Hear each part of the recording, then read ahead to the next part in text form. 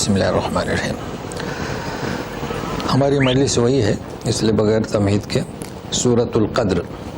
قدر جانتے ہیں، یعنی قدر کے معنی قدر کرنا اور تقدیر، تاکہ بات آپ کو سمجھ میں آئے آج اچھی طریقے سے. حالانکہ اس کے پہلے بھی ہم بیان کر چکے ہیں، اور خاص کر شعبان کا مہینہ بھی شروع ہو چکا ہے اور شہ برات بھی آنے والی ہے. اور شہ برات کا لوگ اس لیے اہتمام کرتے ہیں کہ ان کا تصور یہ ہے کہ اس میں ساری چیزیں تقسیم کی جاتی ہیں سال بھر میں جو ہونے والا ہے، تو وہ سوچتے ہیں کہ ہمارا نام عمل فرشتوں کے ہاتھ میں جائے، اس لیے وہ شہ برات کو مناتے ہیں. تو آج آپ کے سامنے کھل کر آئے گا کہ ہے کیا حقیقت، تو سنیے گا. اعوذ باللہ من الشیطان الرجیم، بسم اللہ الرحمن الرحیم. انا انزلناہ فی لیلۃ القدر وما ادراک ما لیلۃ القدر لیلۃ القدر خیر من الف شہر. دیکھیے شہر، دیکھیے شہر کو محنت کرنا ہے، شہر چونکہ ہا بھی ساکن را بھی ساکن. تنزل الملائکۃ والروح فیہا بإذن ربہم من کل امر. یہ بہت اہم نقطہ ہے، من کل امر. اگر اسے سمجھ گئے تو شہ برات کی حقیقت سمجھ میں آ جائے گی. سلام ہی حتی مطلع الفجر. ترجمہ، ہم نے اتارا اسے یعنی قرآن کو قدر کی رات میں. ہمارے یہاں کہتے ہیں کیا، شب قدر فارسی میں لیلۃ القدر. آپ جانتے ہو کیا ہے لیلۃ القدر؟ لیلۃ القدر بہترین ہے 1000 مہینوں سے. تو مطلب ہے کہ ہم جو شب قدر رمضان میں مناتے ہیں، رمضان میں، وہ 1000 مہینوں سے بہتر ہے. اس کے سمجھنے میں کچھ دشواری نہیں ہے. اب سنیے، تنزل الملائکۃ فرشتے اور روح سے مراد جبریل امین. فیہا رمضان میں جو رات آئے گی لیلۃ القدر، شب قدر، اترتے ہیں بإذن ربہم، ان کے رب کے حکم سے، من کل امر، سارے معاملات جو اس سال طے ہو چکے ہیں، جن کے قضاء کا وقت آ چکا ہے، سونپ دیا جاتا ہے. اب یہ بات آپ کیسے سمجھیں گے؟ ایک ہوتی ہے قدر، ایک ہوتی ہے قضاء.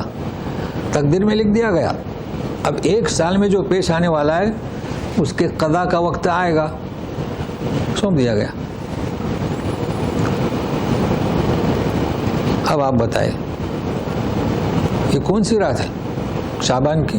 شعبان کا ذکر ہی نہیں ہے. یہ تو اتفاق سے ہم شعبان میں یہ سورہ پڑھ رہے ہیں. اچھا، سورہ دخان میں انا انزلناہ فی لیلۃ مبارکہ، وہاں لیلۃ القدر نہیں ہے. کیوں؟ سلام ہی حتی مطلع الفجر. سارے معاملات لے کر اترتے ہیں تو اس کے ساتھ ساتھ یہ بھی لے کے اترتے ہیں. سلام، اس رات ہر طرف سلامتی سلامتی سلامتی ہے. کب تک؟ فجر کے طلوع ہونے تک. تو مغرب سے لے کر دو چیزیں ہوئی. اس رات میں سلامتی ہی سلامتی ہے. اس میں جو عبادت کرو گے تو 1000 مہینے سے بہتر ہے. ٹھیک ہے، اور سارے معاملات سونپ دیے جاتے ہیں. اسی کو کہا گیا انا کیا ہے، انزلنا فی لیلۃ مبارکہ سورہ دخان میں. اب مخلوق خدا کہتی ہے کہ شب برات، نصف شعبان. اب ٹکرا ہوا، اور وہ اس رات اس لیے سوتے نہیں، بیدار رہتے ہیں کہ کہیں ہمارا نام فرشتے کے سپرد نہ کیا جائے. تو ریکارڈ تو تیار ہو گیا. کون سی رات عبادت کر رہے ہیں آپ؟ پھر اس کا کیا مطلب؟ جو بالکل واضح ہے لیلۃ القدر، لہذا بڑی کوتاہی ہے. ضعیف حدیث کی بنیاد پر نصف شعبان کوئی چیز نہیں ہے، ان آیتوں سے ٹکراتی ہے. لہذا بھول جائیے شب برات کو.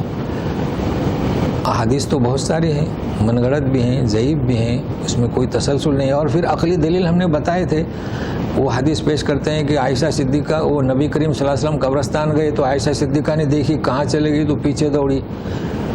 تو پھر آپ نے اس رات کی اہمیت بتائیے کہ رسول کسی بات کو چھپا سکتا ہے، خاص کر اپنے گھر والوں سے نہیں.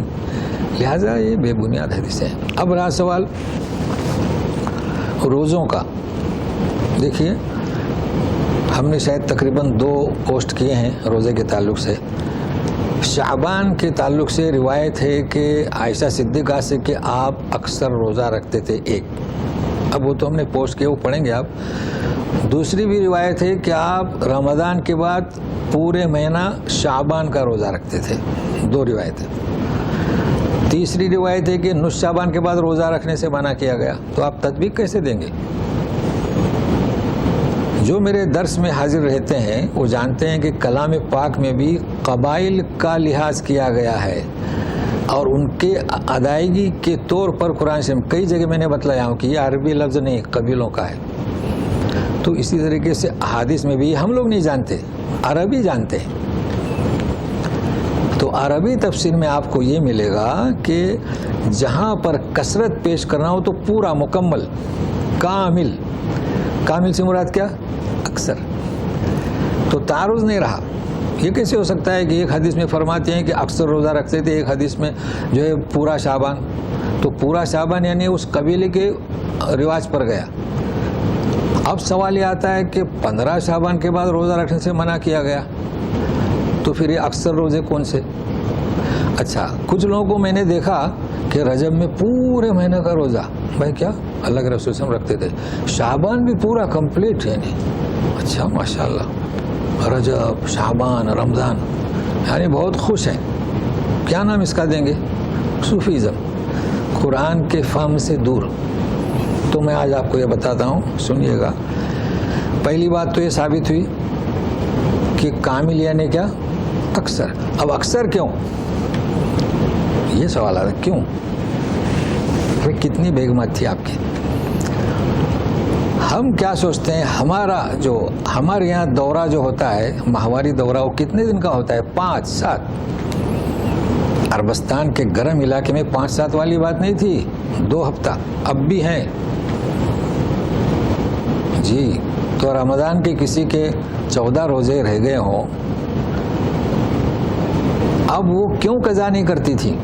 خود ان کے زبانی کہ ہم اگر روزہ رکھیں گے، بھائی کتنی بیویاں تھیں ساتھ میں، تو آپ کہاں جائیں گے پھر؟ اب لوگ سوچتے ہیں وہ کیوں قضا نہیں کرتی تھی. ہم نے قضا مطلب وہ شوال میں کیوں پورا نہیں کرتی تھی؟ بھائی وہ سوچتی تھی کہ میرے آئیں گے، وہ میں روزے سے ہوں تو آپ کو تکلیف ہوگی، اس وجہ سے وہ ان روزوں کو مؤخر کرتی تھی. سمجھ رہے ہیں نا نقطہ؟ ان کی زبانی. ہم اپنی طرف سے تحقیق کرتے ہیں تو بولے شعبان میں رکھتی تھیں اور شوال کے روزے رکھ لیتی تھیں. کہاں لکھا ہوا ہے کہ شوال کے روزے رکھتی تھی اور حضرت عائشہ صدیقہ اور شعبان میں رمضان کی قضا کرتی تھی؟ یہ نہیں لکھا ہوا ہے. اب جب شعبان آیا تو مشکل ہو جاتی تھی. کیا وہ کسی کے 5 بچے، کسی کے 7 بچے، تو نبی کریم صلی اللہ علیہ وسلم بھی روزہ رکھتے تھے ان کے ساتھ میں. ہاں سمجھ گئے نا؟ اب ہو گئی حدیث، بھائی چلیے وہ تو کہتے ہیں بھائی میرے اتنے روزے باقی ہیں، چلو رکھو، چلو تو آپ بھی رکھتے تھے. ہو گئی بات واضح. تو کیوں؟ ان کا دل رکھنے کے لیے. میں اپنے الفاظ میں کہہ رہا ہوں، آپ اپنے الفاظ میں بھی کہہ سکتے ہیں. ان کے ساتھ میں کہ کہیں وہ روزے سے، آپ روزے سے تو ہم بھی روزے سے. بات واضح ہوئی. اب آپ نے کیوں فرمایا کہ 15 کے بعد روزہ مت رکھو؟ اگر آپ پورے مہینے کا روزہ رکھتے ہیں تو پھر آپ کیسے فرما رہے ہیں؟ اس لیے کہ جو شخص سال بھر میں روزے نہیں رکھتا، صرف رمضان میں آنے کی تیاری کے لیے روزہ رکھنا چاہتا ہے تو نہیں. خاص کر 15 رمضان کے بعد روزہ نہ رکھے. ہاں جو لوگ جی ہاں 15 شعبان کے بعد، بہت اچھا آپ نے رکما دیا، 15 شعبان کے بعد پھر وہ روزہ نہ رکھے. چونکہ 15 جیسے کہ شعبان میں 13، 14، 15 ایام میں 20 کے 3 روزے ہے نا، اور جمعرات اور سوموار. جو اس کا عادی ہے وہ رکھ سکتا ہے 15 شعبان کے بعد. جو اس کا عادی، چونکہ وہ پہلے سے رکھتا آ رہا ہے. لیکن جو پورے سال میں 13، 14، 15 اس کو ایام بیت کہتے ہیں، یا جمعرات اور سوموار کے روزے نہیں رکھ سکتا ہے، وہ 15 شعبان کے بعد اگر وہ رکھ رہا ہے تو اس کا ایک تعین کیا اس نے، یہ درست نہیں. کیونکہ اکثر لوگ کہتے ہیں بھائی شعبان شب برات کا کوئی روزہ نہیں ہے، تو سوچتا ہے چلو ایام بیت کہتے ہیں تو 3 روزے رکھ لیتا ہے. اس کی نیت میں کھوٹ ہے. تو یہ نوٹ کر لیں کہ 15 شعبان کے بعد روزے سے جو منع کیا گیا ہے اس کا مقصد یہ ہے. اب ہم اس میں اس طرح سے یعنی خرابی پیدا نہیں، بگڑی ہوئی شکل نہ دے نا. ہاں جو رکھتا ہے ایام 20 کے اور تو اب اس نے رکھ لیا 13، 14، 15، اس کی نیت صحیح ہے. اس کے بعد جمعرات آئی رکھ لیا, اس کے بعد سوموار آیا رکھ لیا. ہاں 29-30 کو روزے رکھنے سے منع کیا گیا. کیوں؟ آپ نے 29 کو روزہ رکھا, 30 کو روزہ رکھا, کل معلوم ہوا کہ 30 کو رمضان تھا, اب اس لیے آخر میں اب آپ 30 کو نہ رکھیں, 29 کو بھی نہ رکھیں. کبھی کبھی شبہ ہو جاتا ہے کہ بھائی یہ 29 بھی, تو یہ وضاحت ہم نے کر دی شعبان کے روزوں سے. تو احادیث اپنی جگہ صحیح ہیں, آپ کثرت سے روزہ رکھتے تھے, وہ حدیث بھی صحیح ہے کہ آپ کامل رمضان کے بعد کامل, وہ حدیث بھی صحیح ہے کہ 15 شعبان کے بعد روزہ رکھنے سے منع کیا, وہ حدیث بھی صحیح ہے کہ 29 اور 30 شعبان کو روزہ رکھنے سے منع کیا. تو یہ مفہوم آپ کو مل گیا, اور آپ مزید چاہتے ہیں تو پوسٹ ہم نے کیا ہے. تو بس اصل بات کیا ہے کہ ہمارے یہاں جو بدعت ہیں, لوگ بدعت کو بہت جلدی قبول کر لیتے ہیں اور ٹس سے مس نہیں ہوتے. ان کا جواب کیا رہتا ہے؟ ہمارے بڑوں کی کتابوں میں ہے. بالکل صحیح ہے, کتابوں میں ہے, ہم نے بھی اس پر عمل کیا ہے, چونکہ کتابوں میں تھا, ابتدائی زمانہ تھا مدارس میں پڑھنے کا. لیکن اس کا مطلب یہ نہیں ہے نا کہ جب کوئی بڑے غلطی کر جائیں اور قرآن سے وہ ٹکراتا ہو. تو یہاں یہ احادیث کی تحقیق کی ہے, اور ہم نہیں سمجھ سکتے کہ کامل کا لفظ اکثر کے لیے بولا جاتا ہے عرب ہی, تو یہاں کے عربوں نے اس کی شرح کی ہے. تو بہرحال یہ چیزیں ہم نے سمجھا دی. اب آپ کو کوئی سوال کرنا ہے تو کر سکتے ہیں. ختم کرتے ہیں. اعوذ باللہ من الشیطان الرجیم. تنزل الملائکۃ والروح فیہا بإذن ربہم من کل امر سلام ہی حتی مطلع الفجر. سبحانک اللہم و بحمدک اشہد ان لا الہ الا انت استغفرک و اتوب الیک. جی جی کہیے. جی جی ہاں دونوں صحیح ہے, میں بتاتا ہوں آپ کو. جی کہیے. ایک سوال تو آ گیا, ایک سوال آپ کا. کہیے. ہاں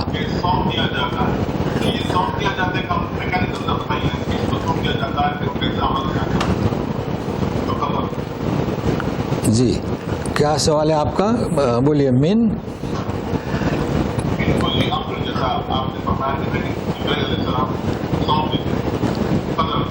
ہاں جی جی تنزل الملائکۃ والروح فیہا, اس میں نازل ہوتے ہیں سارے فرشتے, یعنی سارے مطلب جو دنیا کا کام انجام دینے والے ہیں.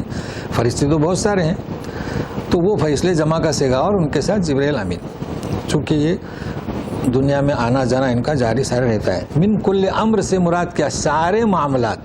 اب آپ کا سوال کیا ہے؟ کہیے. جی سارے جی ہاں کیسا سونپ دیا جاتا ہے؟ جی اب آ گیا سمجھ میں. تو یہ سونپ کیسا دیا جاتا ہے؟ اب جیسے کہ طے ہوتا ہے, اب جو ملک الموت ہے نا, موت کے فرشتے, ان کو ان کا دفتر دے دیا جاتا ہے کہ ان لوگوں کی موت واقع ہونے والی ہے. یہ چیزیں لکھ کر فرشتوں کو سونپ دی جاتی ہیں. سمجھ رہے ہیں نا؟ تو صرف جبرائیل امین کا نہیں, جبرائیل امین کا وہ تو رئیس ہیں, اس حیثیت سے صرف ان کو نہیں, وہ نہیں سونپتے, سونپ دیا جاتا ہے. اب وہ اس کے مطابق وہ پورے سال عمل کرتے ہیں. پھر دوسرے لیلۃ القدر میں دوسرے سال کا. یہ مطلب ہے. بہت اچھا سوال کیا آپ نے. آپ نے کیا سوال کیا تھا؟ سلام. ہاں دیکھیں اپنے ہندوستانی قرآن میں یوں پڑھتے ہیں من کل امر سلام, معنی میں کوئی فرق نہیں. سارے معاملات کو سونپ کر کے بھیجا جاتا ہے سلامتی کے ساتھ. اب ہی حتی مطلع الفجر, یعنی یہ معاملہ سونپنے کا, سلامتی کا طلوع فجر تک ہوتا ہے. لیکن ہم نے جو پڑھا اس طریقے سے سارے معاملات تو ایک ساتھ دیے جاتے ہیں, فجر تک نہیں دیے جاتے رہتے. معنی میں فرق ہوگا. وہاں کیا تکلیف ہے؟ سونپ دیے خلاص. جی جی ہاں ضروری نہیں کہ ہر سال رکھے, لیکن رکھتے اس کی نوعیت یہ تھی اپنے زوجات کا ساتھ دینے کے لیے. ہاں نہیں رہے ہوں گے. ہاں یہ بھی ہو سکتا ہے. جی تو واضح ہوا نا. اچھا آپ لوگ سوال کیجئے تاکہ ہمیں سمجھانے کا موقع ملے. جی کہیے. اور کچھ سن رہے ہیں نا آواز؟ جی ٹھیک ہے. تو سوال کرنے میں بالکل نہیں جھجکیے، چونکہ ابھی وہ سلام کا بھی ہم نے بتلا دیا. آپ کے 2 سوال ہوئے تو انشاءاللہ ساتھ میں رہے گا. آئندہ پھر حاضر ہوتے ہیں. والسلام علیکم ورحمۃ اللہ وبرکاتہ.